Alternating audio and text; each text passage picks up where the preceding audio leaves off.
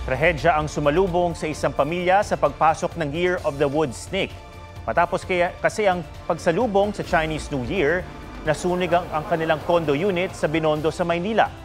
Nasawi ang dalawa nilang katulong na natutulog noon.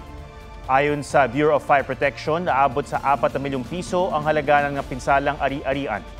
Sa Tondo, Maynila naman nasunog ang nasa 5 bahay sa Trinidad Street sa Barangay 91. Ang isang nasunugan, namatayan din ng alagang aso na 14 na taong gulang. Nagtago raw kasi ito kaya hindi nailigtas. May natupok ding 2 bahay sa Matang Tubig Street. Patuloy ang investigasyon sa pinagmula ng apoy sa parehong insidente.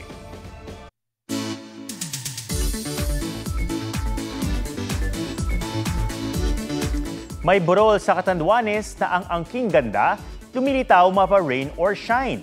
G tayo dyan, kasama si Ian Cruz. Sa Land of the Howling Winds, ang ambon parang filter sa scenic view. Kaya dito sa Cagnipa Rolling Hills sa Pandan, Catanduanes, nagkayayaan ang magkaibigang Robert at Krisha. Expected na namin yung maulan, pero tumuloy kami kasi we wanted to see the Cagnipa Rolling Hills under a different sky. Last year naman magiging safe yung trip namin. Parang eksena sa K-drama ang paglalakad ng nakapayong sa damuhan habang nababalot ng hamog ang kapaligiran o ang pagtakbo-takbo sa burol, tanaw ang malawak na karagatan habang dinarama ang yakap ng hangin. At tuwing maaraw ang panahon, tumitingkad ang ganda nitong tourist attraction.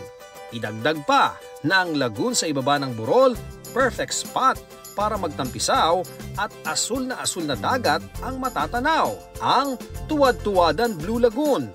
Nag-aabiso naman ang Tourism Office kung ligtas ang pagpunta rito lalo't dagsa ang turista anuman ang panahon. Very therapeutic siya and it has so much to offer. Kailangan natin mahalin yung mga tourist spot natin, hindi lang doon sa beautiful side nila.